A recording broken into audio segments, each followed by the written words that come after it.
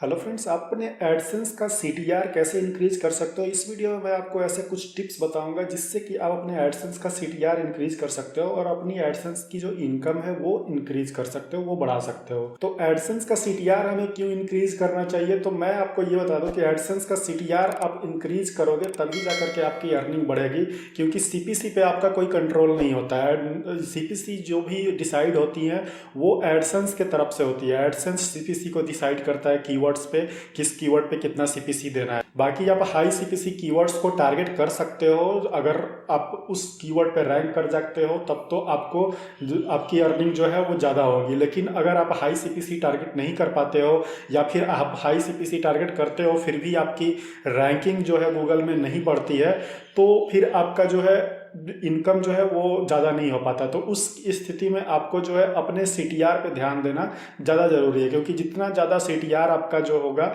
उतना ही अच्छा जो है वो आपको अर्निंग एडसेंस से मिलेगा। ठीक, तो इस पे आपको करना क्या है कि सीटीआर बढ़ाने के लिए आपको कौन कौन से ऐसे टिप्स को फॉलो करना चाहिए। तो चलिए इस वीडियो में आपको उसके बारे में पूरे डिटेल में बताता हूँ। उससे पहले अगर आप इस चैनल पर नए हैं तो चैनल को सब्सक्राइब जरूर कर लेना और बेल आइकन प्रेस कर लेना। तो यहाँ पे जो सबसे पहला पॉइंट है वो ये है कि आपके एड्स का जो प्लेसमेंट होता है वो प्रॉपरली होना चाहिए। एड्स प्लेसमेंट के कुछ जगह ऐसे होते हैं जहाँ पे आपको एड्स लगाना ही लगाना है। ठीक है, तो वहाँ से आपको क्या होगा कि आपको जितना आपके एड्स पे व्यू जितना ज़्यादा आएगा, क्लिक्स वहाँ से ज़्यादा आएंगे। तो कुछ ऐसे बेस्ट प्लेसेस होते हैं आपकी वेबसाइट में। तो उसमें से जो सबसे पहला प्लेस होता है वो होता है कि आपका जो ये टाइटल है, इस टाइटल के जस्ट नीचे आपको अपना एड प्लेस करना होता है। ठीक, जस्ट नीचे आप अपने टाइटल के ऐड जब प्लेस करोगे तो आपको जो है यहाँ से क्लिक्स मिलने के चांसेस बहुत ज़्यादा होते हैं। ठीक, क्योंकि सबसे पहला इंप्रेशन आदमी जो है वो आपके टाइटल पे डालता है, उसके जस्ट नीचे अगर ऐड होता है और वो ऐड उसके रेलिवेंट है तो वो जो है वो ऐड पे क्लिक कर लेता है। ठीक, क्योंकि उस समय अभी जस्ट जो यूजर है वो आपके वेबसाइट पे आया ही होता है, तो अभी आपके वेबसाइट से ना तो वो बोर हुआ होता है ना आपके वेबसाइट को पूरा स्क्रॉल किया रहता है।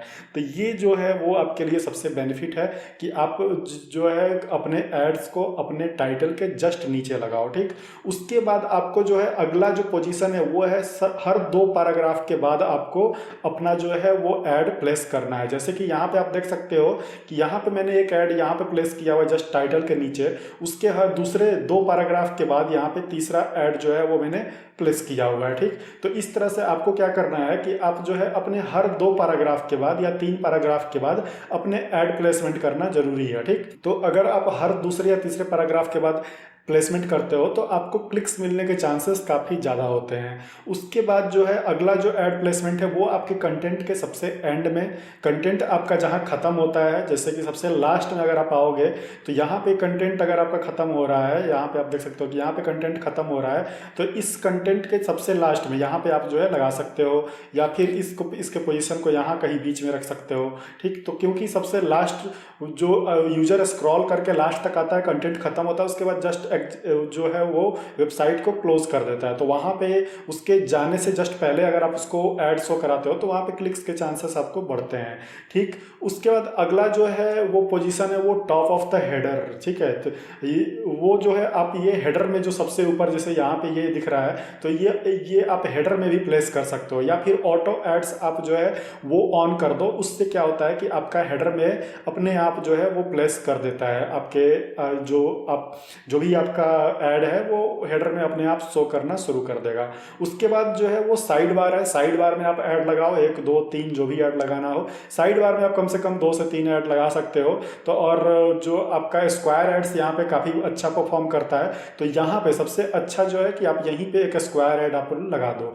तो इस तरह से आपका जो है ऐड प्लेसमेंट अगर आपका होगा तो आपके ऐड प्लेसमेंट की जो स्ट्रेटेजी होती है उसी के हिसाब से आपको क्लिक्स मिलते हैं। ठीक है, तो ऐड प्लेस आप जितने अच्छे से करोगे आपका सीटीआर उतना ज़्यादा इंक्रीज होगा। ठीक, उसके बाद अगला जो टिप्स है वो है कि साइज ऑफ ऐड, ऐड की जो साइज है वो आपको कौन सी रखनी चाहिए। तो देखिए ऐसा कोई रिकमेंडेड साइज नहीं है कि आप जो है इसी साइज के एड्स को लगाओगे।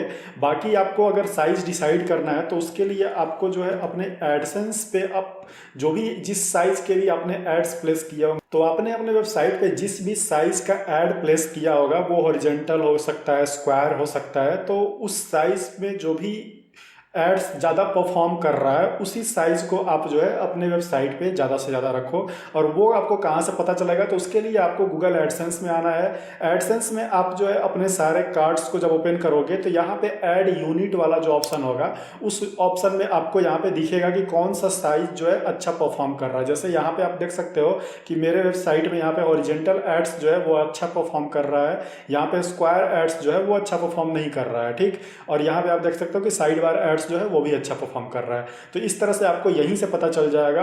और आपको जो है यहाँ पे स्क्वायर एड अगर अच्छा परफॉर्म नहीं कर रहा है तो उसको हटा देना है, आपको हॉरिजॉन्टल एड्स रखना है। तो ये आपको साइज जो है वो यहाँ से पता चल जाता है एडसेंस से। तो उसका बाकी कोई भी परफॉर्म कर सकता है अच्छा, उसमें कोई ऐसा नहीं है कि यही अच्छा परफॉर्म करेगा वह ये नहीं करेगा, ठीक। तो वो चीज़ आपको बस यहाँ से पता लगाना है। बाकी अगला जो पॉइंट है वो है कि अवॉइड एड ब्लाइंडनेस, ठीक है। एड ब्लाइंडनेस जो है वो आपको अवॉइड करना है। एड ब्लाइंडनेस का मतलब ये होता है कि जैसे कि आपके वेबसाइट पे अगर रेगुलरली जो है वो यूजर्स आते हैं, जो यूजर्स रेगुलरली आपके वेबसाइट को विजिट करते हैं, तो उन्हें क्या, उनको जो है वो पता चल जाता है कि आपके वेबसाइट पे जो है वो इस पोजीशन पे ऐड लगती हैं, ठीक है। तो वो क्या करता है कि उस पोजीशंस को अवॉइड करता है, उस पोजीशंस को वो स्क्रॉल करके वो आपको आपके कंटेंट पे चला आता है। क्योंकि कोई भी यूजर आपके वेबसाइट पे एड्स देखने नहीं आता है, वो आता है कंटेंट पढ़ने, ठीक है। तो अगर उसको पता चल जाता है कि यहाँ पे एड्स आती हैं तो वो उसको बिना इंप्रेशन बिना क्लिक्स किए ही वो स्क्रॉल कर जाता है। तो इससे और वो आपके वेबसाइट के बारे में पूरा आइडिया लगा लेता है कि कैसे आपके वेबसाइट पे कौन कौन से जगह पे कहाँ कहाँ प्लेसमेंट किया गया है। तो उसके हिसाब से वो फिर आपके वेबसाइट पे विजिट करता है। तो उसके लिए आपको क्या करना है कि हर वीकली या हर 2 या 3 दिन में आपको अपने एड्स की पोजीशंस को चेंज करते रहना है, ठीक। अपना जो एड्स है, अगर आपने एड्स लगाया हुआ है जहाँ भी, तो उससे आप अपना पोजीशंस जो है वो ऊपर नीचे करके चेंज करते रहो, ताकि यूजर्स को कभी ये आइडिया ना लगने पाए कि आपके वेबसाइट पे यहाँ पे फिक्स्ड ऐड आएगा ही आएगा, ठीक। तो इसलिए वो क्या करेगा कि हर पूरे वेबसाइट पे अपना इंप्रेशन देगा, अपना पेज व्यू जो है वो अच्छे से आएगा और फिर आपके क्लिक्स भी आएंगे। तो ये हो गया। उसके अलावा जो है अगला पॉइंट जो है वो है रिस्पॉन्सिव लेआउट। रिस्पॉन्सिव होना चाहिए आपका ऐड। रिस्पॉन्सिव इसलिए होना चाहिए क्योंकि जो आपके वेबसाइट है वो डिफरेंट स्क्रीन साइज पे ओपन होती रहती हैं। तो आपका वेबसाइट अगर में जो ऐड है वो रिस्पॉन्सिव होगा तो वो स्क्रीन के हिसाब से फिट हो जाएगा। तो उससे क्या होगा कि आपका क्लिक्स और ये सारी चीज़ें बढ़ेंगी, इंप्रेशंस बढ़ेंगी, तो उससे CTR आपका इंक्रीज होगा। उसके बाद अगला जो पॉइंट है वो है निच एंड गुड क्वालिटी कंटेंट। तो गुड क्वालिटी कंटेंट जो है वो हमेशा से ही अच्छा परफॉर्म करता है। अगर आपका जो निच अच्छा है, जैसे कि मान लीजिए टेक वाला निच है या फिर फाइनेंस वाला निच है या फिर और भी ऐसे निच जो ज़्यादा CPC पे करते हैं, वैसे निच पे अगर आप काम कर रहे हो या फिर आप अपना जो भी निच आपका है उसमें गुड क्वालिटी कंटेंट अगर आप लिखते हो, जैसे कि 1500 या 2000 वर्ड्स के कंटेंट आप लिखते हो, तो उसमें आप जो है ज़्यादा से ज़्यादा ऐड प्लेस कर सकते हो और फिर उस पर यूजर भी ज़्यादा देर तक टाइम स्पेंड करता है, जिससे कि आपका CTR बढ़ता है, आपका जो रैंकिंग है वो भी गूगल में इंक्रीज होता है और जो एड्स जो मिलते हैं उस पर आपको CPC भी अच्छा मिलता है, ठीक है। तो इसलिए आपको हमेशा लेंथ वाला क्वालिटी कंटेंट आपको डालना ही चाहिए, ठीक।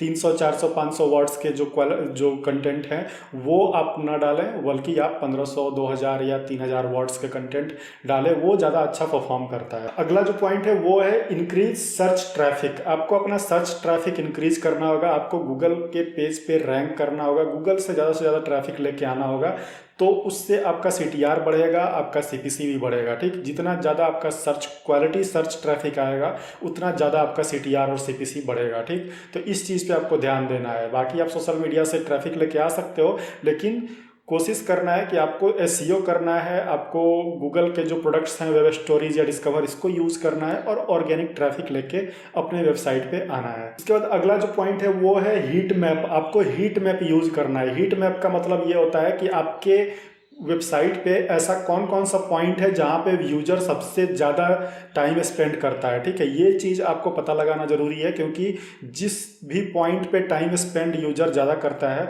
उस पॉइंट पे आपको ऐड लगाना ज़रूरी है, ठीक है। क्योंकि वहाँ से इंप्रेशन मिलेगा, वहाँ से क्लिक्स मिलेगा। और उसके लिए आपको जो है अपने वेबसाइट पे अगर आप चाहो तो एनालिटिक्स से भी हीट मैप निकाल सकते हो। उसके अलावा आपके पास प्लगइन्स भी आते हैं, जैसे कि वर्डप्रेस का जो प्लगइन है हॉट स्पॉट्स एनालिटिक्स प्लगइन, इसको आप जो है अपने वो वर्डप्रेस के प्लगइन में इंस्टॉल कर लोगे।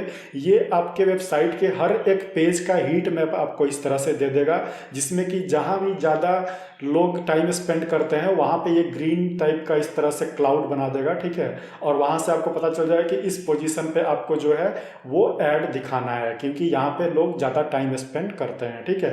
तो ये चीज़ आपको करना है। उसके अलावा जो है सबसे लास्ट पॉइंट है वो है आपको बाउंस रेट डिक्रीज करना है। अपना जो बाउंस रेट आपका जो होता है वो आप कोशिश करो कि 50% से नीचे ही रखो, क्योंकि बाउंस रेट जितना ज़्यादा होगा गूगल जो है आपके वेबसाइट का उतना कम प्रेफरेंस देगा, ठीक। तो बाउंस रेट आपको कम करना होगा। बाउंस रेट कम करने के लिए आपको जो है वो अपने वेबसाइट को इंगेजिंग बनाना होगा। अपने वेबसाइट पे आपको इमेजेस यूज़ करने होंगे, वीडियोस यूज़ करने होंगे। आप अपने वेबसाइट पे ईमेल ऑप्टिंग्स यूज़ कर सकते हो, अपने वेबसाइट पे फ्री वाइज दे सकते हो, ठीक है। ये सारी चीज़ें आपको अपनी वेबसाइट पे करनी होंगी, जिससे कि आपके वेबसाइट का बाउंस रेट डिक्रीज होगा, ठीक है। बाउंस रेट जितना ज़्यादा होता है ये गूगल आपके वेबसाइट की प्रायोरिटी उतनी कम कर देता है। तो इसीलिए अपने बाउंस रेट को आप संभाल के रखो। बाउंस रेट अगर आपने नहीं कम किया तो फिर आपके वेबसाइट पे जो है वो CTR कम मिलेगा, CTR भी आपका कम हो जाएगा। तो ये चीज़ जो है वो आपको ध्यान में रखना है। बाकी इस एडसेंस का CTR आप इस तरीके से ही बढ़ा सकते हो, इसके अलावा और कोई खास तरीका नहीं है। CPC आप कंट्रोल कर नहीं सकते हो। CPC के लिए सिर्फ एक ही चीज़ है कि आप कीवर्ड रिसर्च अच्छे से करो, उस पर आप जो है हाई CPC कीवर्ड्स अपने वेबसाइट पर लगाओ, उस पर रैंक करने की कोशिश करो। अदरवाइज आप CTR के लिए ये सारे पॉइंट्स को फॉलो कर सकते हो। बाकी और कोई प्रॉब्लम होती है तो आप टेलीग्राम ग्रुप या बाकी सोशल मीडिया पे मुझे कांटेक्ट कर सकते हो। इस वीडियो में इतना ही था, मिलते हैं अपना नेक्स्ट वीडियो में, तब तक के लिए बाय बाय, टेक केयर।